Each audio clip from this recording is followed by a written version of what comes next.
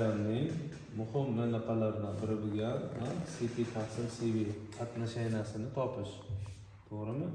Shuning uchun bizga birinchi kolba kerak bo'ladi.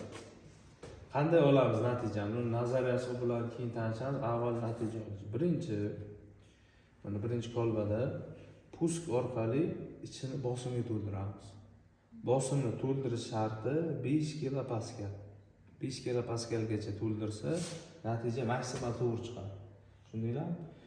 10 u oshib ketsa, natijaning tiniqligi yo'qoladi. 5 kilopascal tiqamiz va qisqa muddatda havo ochib, aynan chiqarib olamiz bosimni. Bosimni chiqargan vaqtimiz bu tez anaqa bo'ladida, bosim yo'qotadida, orada mana bu atmashaynani topishga mumkin bo'lgan parametrlar olamiz. Demak, puskni bosdik, zz ko'tarildi 5 kilopascal. Bosib chiqaramiz qisqa muddatda. Bosish miqdori yarim sekund bo'lishi kerak. 0.5-0.8 sekund. Shundaymi? Xuddi shunday qilib 3 ta olamiz. 5 gacha chiqaramiz, tiqitib chiqarib olamiz. 5 gacha chiqaramiz, chiqarib olamiz. Qanday bo'ladi? Demak, qaraydi, birinchi boshda 5 kilopascalgacha chiqardik, taxminan. 20 sekund kutamiz. Keyin tiqitib chiqarib olamiz. Shundaylar 20 sekund kutish muhim. Yana noldan shuni 3 marta boshlaymiz. Ko'rsatib beraman birinchisi. Qaraydi. Pastda oshib ketdi. 20 sekund kutaman. 1 2 3 4. Aha.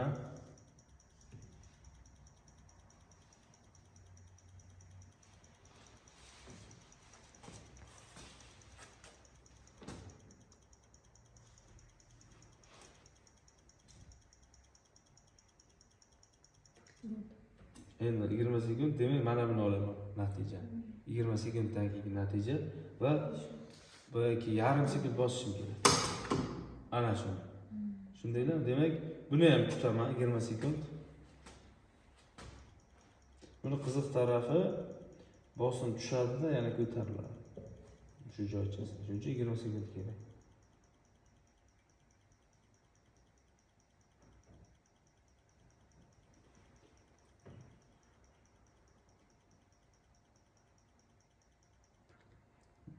Boyagi birinchi natija, bu ikkinchi natija. Shundaylar? Ana shundan 4 ta qilishim kerak. Chiqarib ko'rsataman. Nol olib hammasi chiqaraman. Ozroq kutaman. Atmosfera bilan tenglashtirdik. Endi yana xuddi shunday natija. 20 sekund.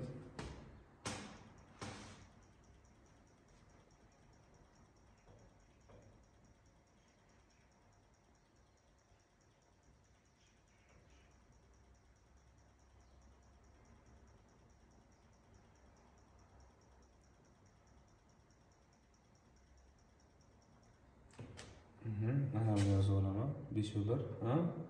Ketdi. Ana noto'g'ri oldim. Ko'rdingizmi? Hammasini chiqarib oldim. 1 sekunddan ko'p bosib oldim. Bu kuydi. Boshqatdan oldim. Mana bunday bosish kerak. Bosing.